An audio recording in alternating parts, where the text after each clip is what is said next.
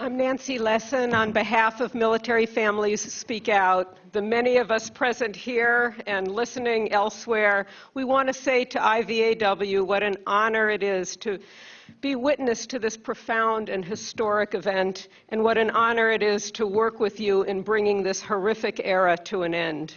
We are your families, and you are our hearts.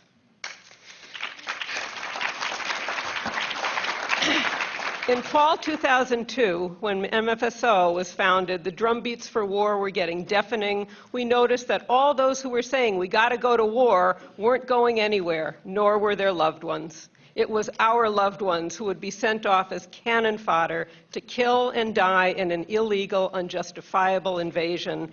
And people said to us, "But your loved ones volunteered." We told them about contracts, which is something Charlie and I know something about. Our day jobs are in the labor movement. We both are adjunct faculty right here at the National Labor College. All in the military signed a contract to defend the Constitution, but contracts have two sides. The implied vow of the United States government is that you will never be sent into harm's way for no good reason, for wars based on lies, and that's the side of the contract that's been broken. We tried to prevent the invasion. We even brought a lawsuit against George Bush and Donald Rumsfeld.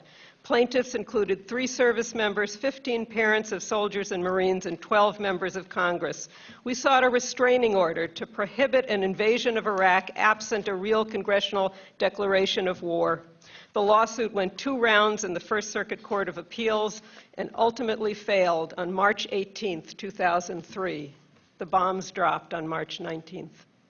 We wanted to prevent the invasion for so many reasons. Among them was a deadly equation we learned from the history of this country and from the Vietnam War. Racism plus dehumanization equals horror. From early on in the invasion, we got emails like this. "My son will be leaving for Iraq within the month. In his last phone call, he said he was ready to go over there and kill any Muslim in sight. He even said he'd kill women and children, anyone whose skin is brown. Ironically, he's Asian. His skin is very brown." He was calling the Iraqis ragheads. How does a mother respond to that kind of anti-human ranting? He was calling the Iraqis subhuman, probably a common tactic for hyping up soldiers, but I don't understand who this person is becoming. Our loved ones began telling us about fellow troops putting laxatives in detainees' food without comprehending that something was terribly wrong with this. We heard cadences that you march to about killing grandmothers and children. We heard about, pardon me, bitch in a box, an interrogation technique where Iraqis are put in the trunks of black cars and driven around in the 120-degree heat. On November 14, 2003, we asked one of our members with long military experience if he could write something for our loved ones and all service members about not losing their humanity. That's how we put it. The next day, Stan Goff had written an open letter to GIs, "Hold on to your humanity." It's out there on the table, and it ends this way.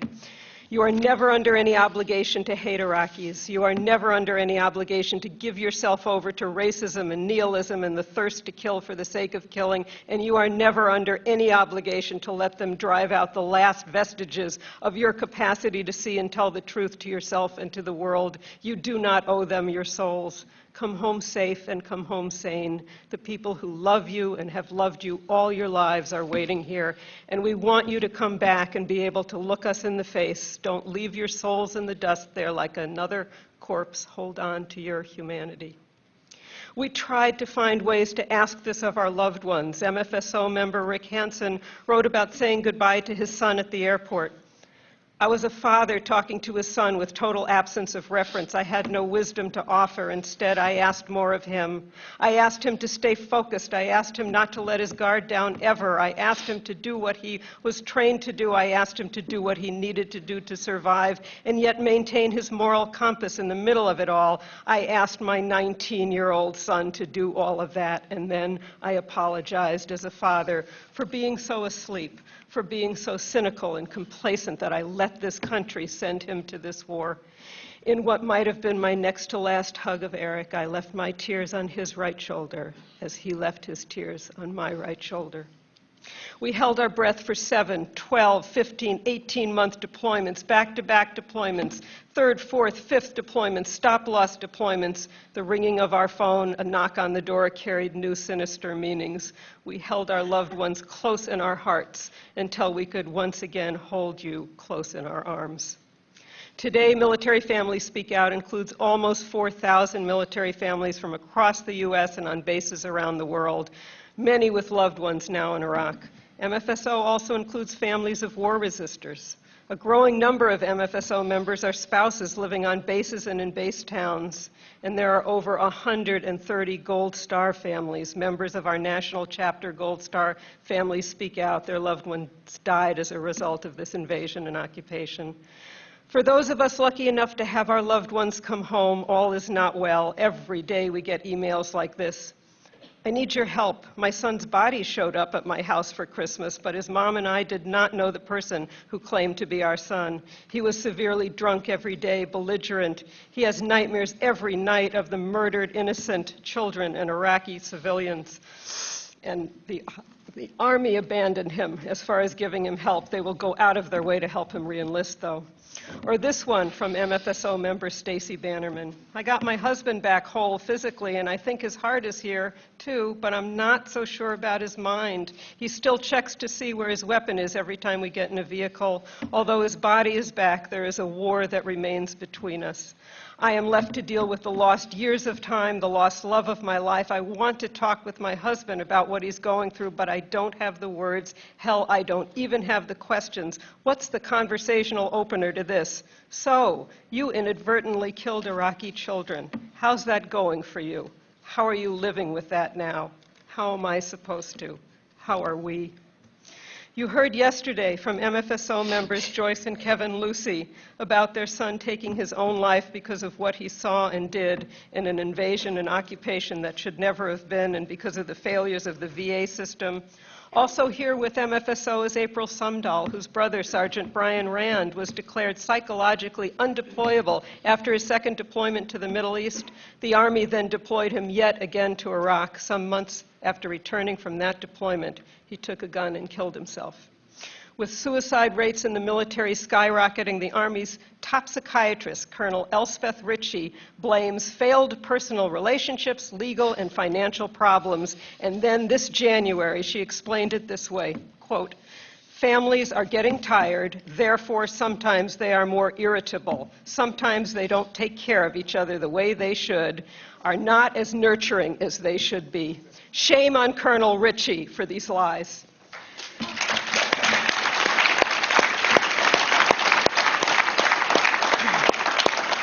Economists Stiglitz and Bilm's new book puts the cost of the Iraq invasion and occupation at over $3 trillion. The title of an article about the book read, "Cost of Iraq War Now Beyond Human Comprehension."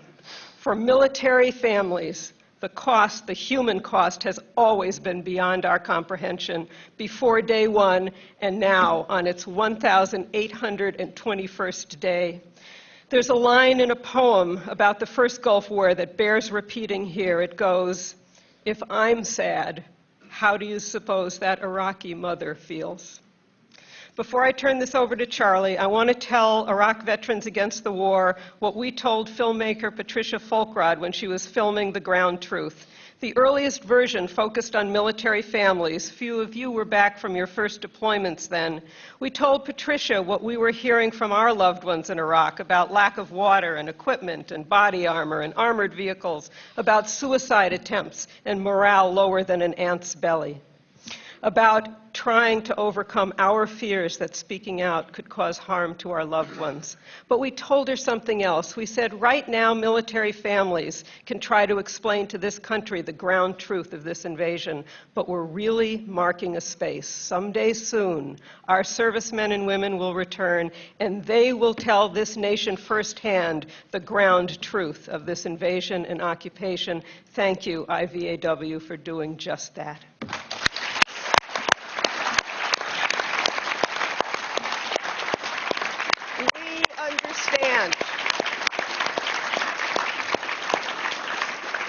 We we understand that it's never been a politician who's ended a war. It's always been a social movement. We are proud to be building this movement with IVAW, including this movement inside the military community.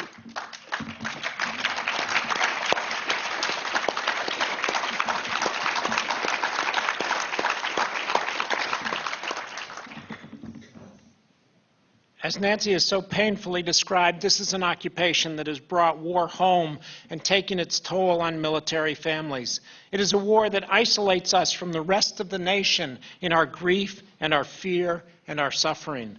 A war that enforces a code of silence about an occupation that never should have started.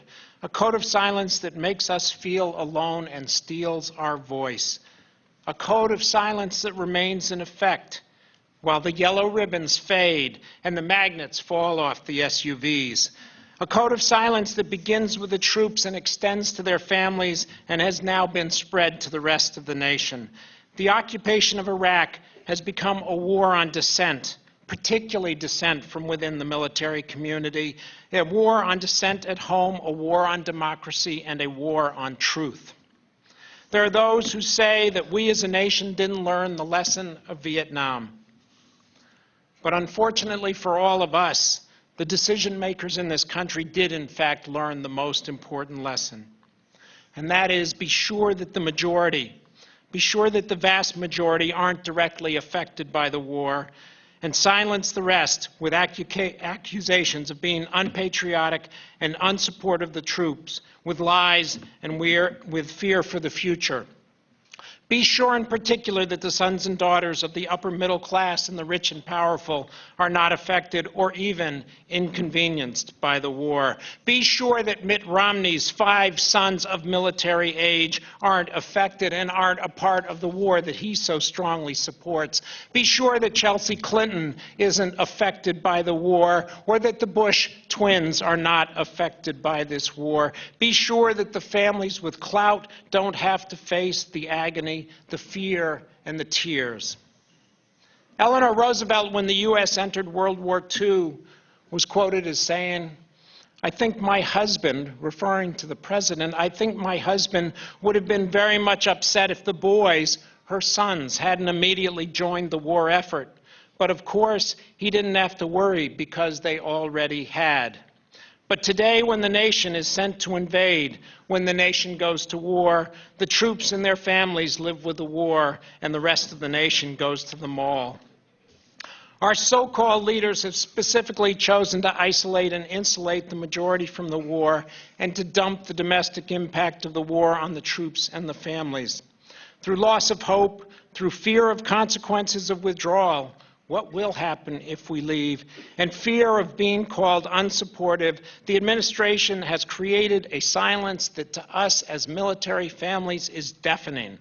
They have created a public that, despite their opposition to the war, is disconnected, distracted, and intimidated.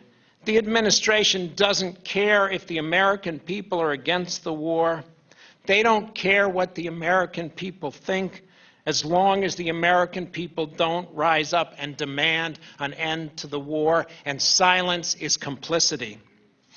To keep the war going, they also need a ready military, which means they need families who are willing to accept the ongoing sacrifice and to keep their loved ones going. Sitting here at the National Labor College, as Nancy said, we've both taught here many times, I'm reminded of something one of my mentors in the labor movement once told me, that struggles, that strikes are not won or lost on the picket line. They are, in fact, won or lost at the kitchen table. The military knows this well. They know that gaining support from the families, or at this point, at least keeping us silent, is critical to keeping this war going. Being called a disgrace to our son was one of the most painful things that Nancy and I have ever experienced, even though we know we are not a disgrace. The military funds an institute at Purdue University studying how to keep military families on the farm.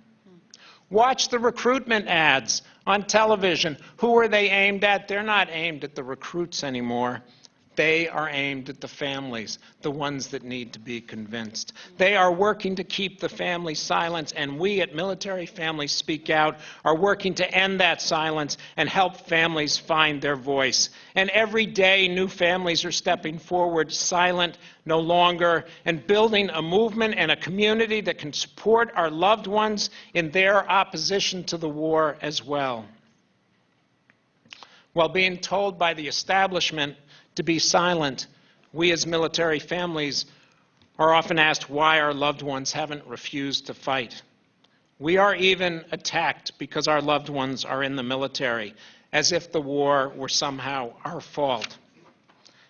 Military Families Speak Out supports those who have taken stands of conscience and refused to fight. But we also know that it is the citizens of this country who have allowed this administration and Congress to invade Iraq and keep the war going. It is all our responsibility.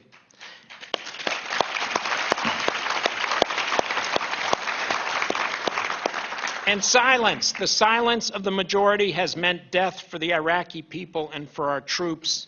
The American people have surrendered their humanity by covering their ears and closing their eyes and going about their daily lives. They have surrendered their humanity by being against the war, but not doing anything to bring it to an end. To keep the war going, they also need a Congress that won't take a stand and that continues to fund the war, that accepts and ducks and covers and most of all writes blank checks. A Congress that has consistently refused to take a stand and deny the funding that President needs to continue the war. A Congress that has accepted whatever the administration has asked for. I have to say, if I had a chance to ask the major candidates in the presidential election a question, my question would be, if you were a sitting senator, what would you try to do to bring the war to an end? Would you filibuster a spending bill? Would you do everything in your power? The cost of the war at home is a loss of democracy. It's the creation of a social outlook that doesn't question the decisions of so-called leaders and that sheds responsibility for the outcome. A social outlook that accepts the big lie, from the surge is working to the biggest myth of all, that funding the war is somehow funding for the troops, when what we as military families know is that funding the war is killing our troops and the people of Iraq. A social outlook that accepts a discussion of whether or not waterboarding is a form of torture. Ending the occupation of Iraq is what we have to do to prevent wars in the future, to retake our country and rebuild its reputation in the world, to end the death and destruction at home and abroad. As military families, we know that ending the occupation is what we have to do for our loved ones and the loved ones of so many others who have not been able to speak out, to find their voices. We ask all in our nation to join us, to support us, to act. Not one more day. Not one more dime. Not one more life. Not one more lie. End the occupation. Bring our troops home now. And take care of them when they get here. Thank you.